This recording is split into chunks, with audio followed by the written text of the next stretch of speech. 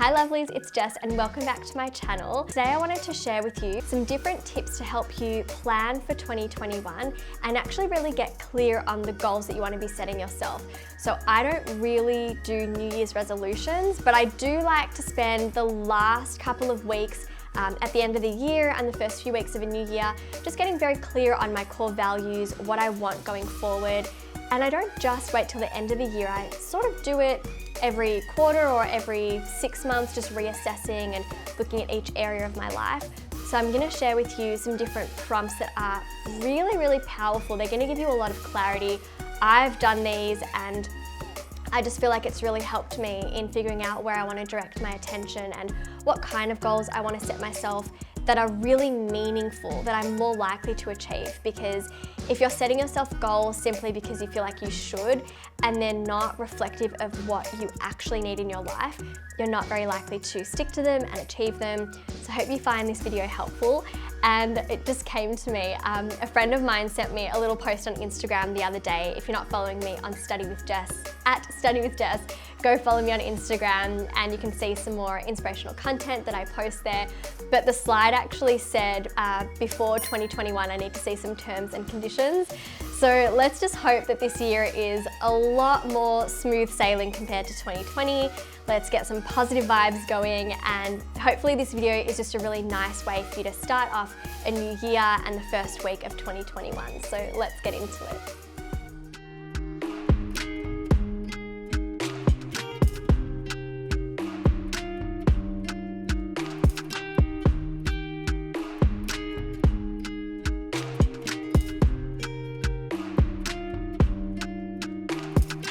So I've put together 10 powerful questions and prompts that I strongly encourage you to write down and reflect on. And you can set aside some time to put the following into action, but I recommend you really don't rush through it.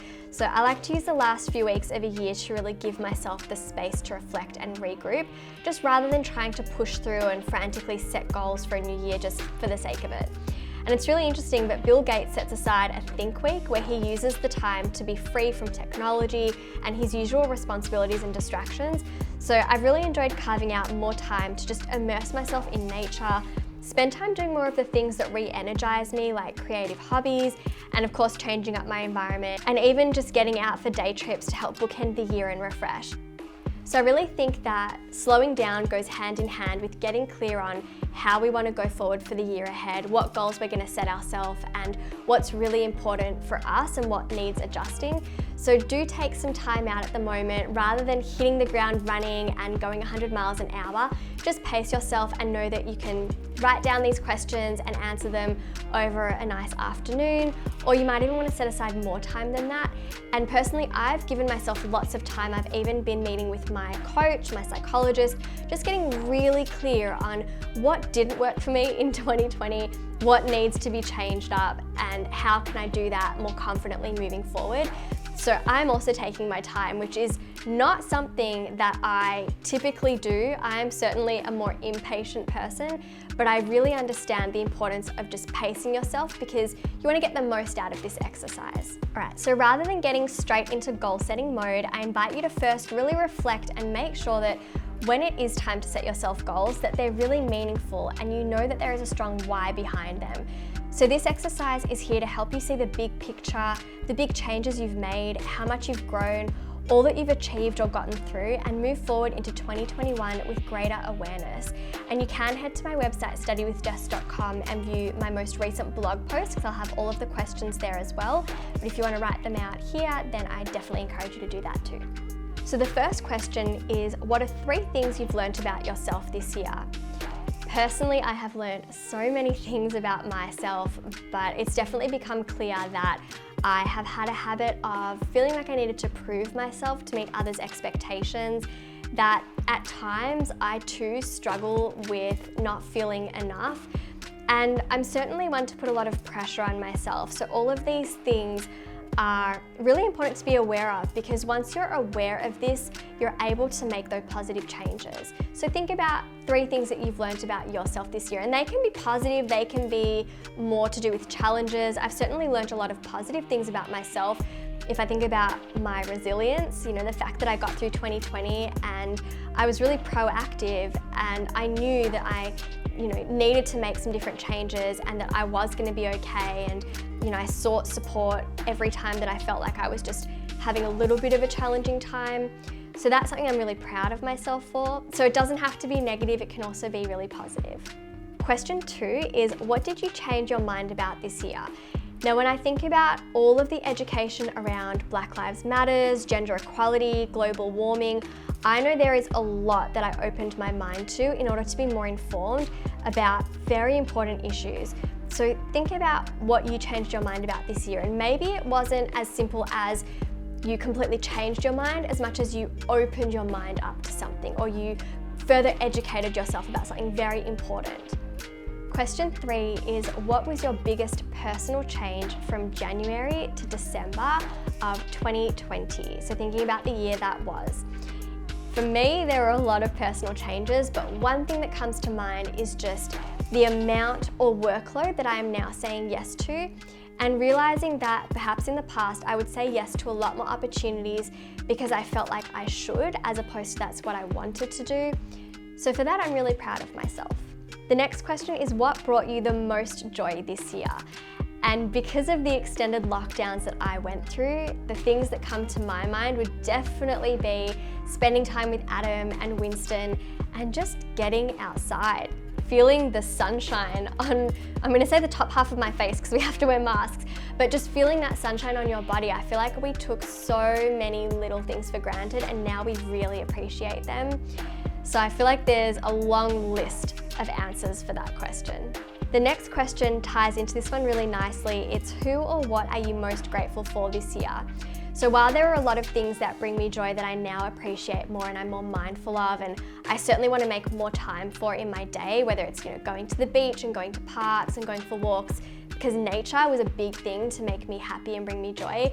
The things I'm most grateful for are just that, sense of freedom that we now have, and the family and friends that I have near me. I'm so fortunate that, a lot of my family and friends really do live close by and I can see them.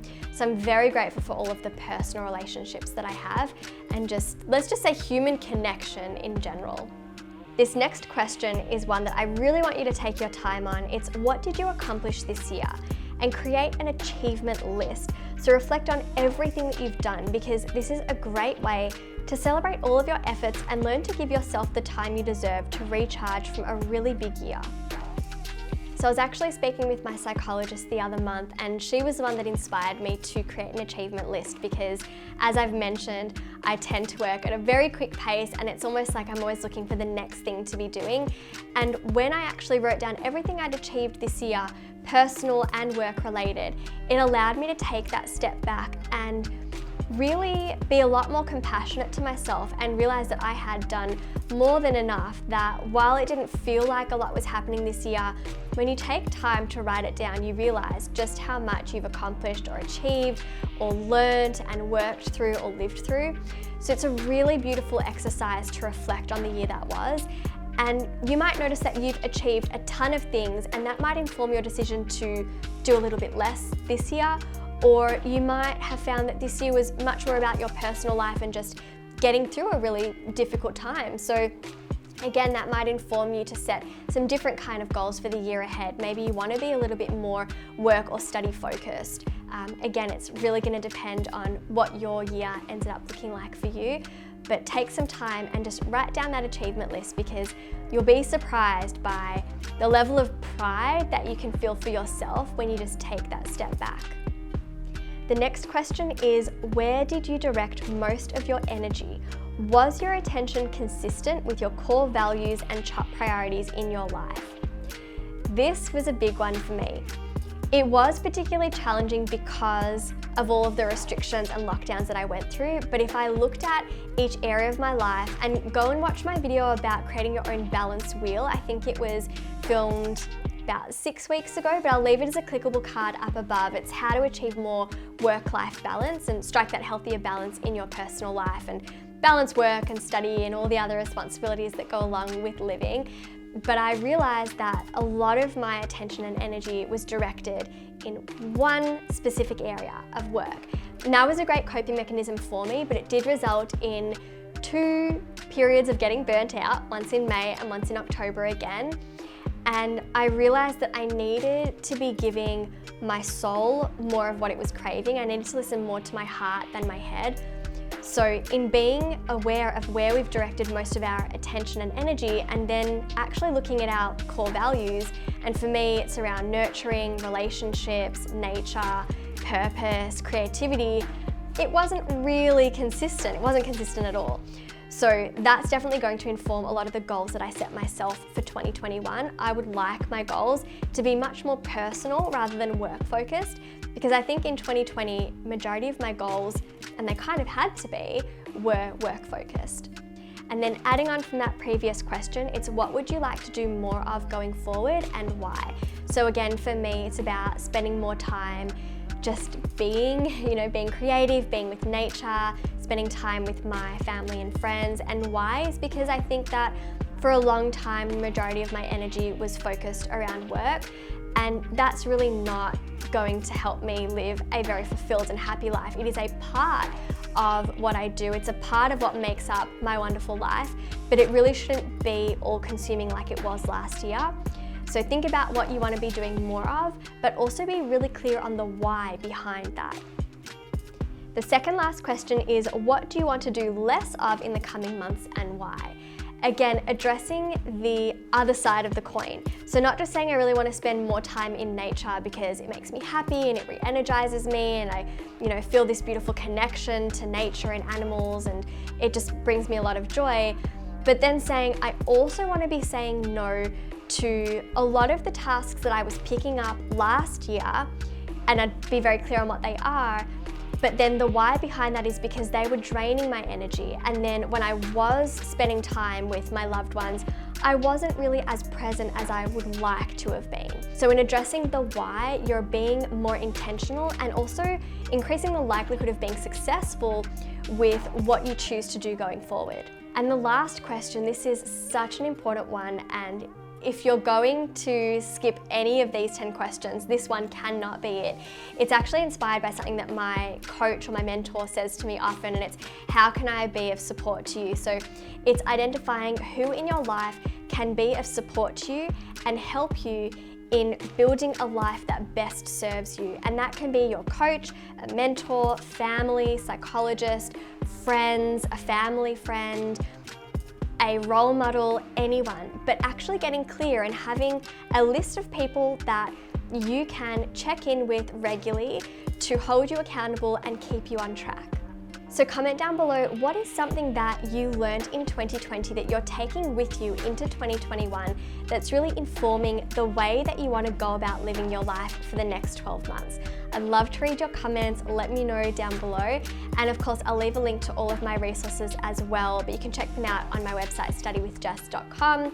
I'll have a link to my digital study planners, my study skills book, the High School Survival Guide, for all of your study needs, to help you be productive and organized for a new year, because I feel like this is the perfect time to really get on top of your studies and, be productive and organize your life. So I'll have a link to all of that below. And otherwise, I'll see you all very soon with another video. Mwah! Bye.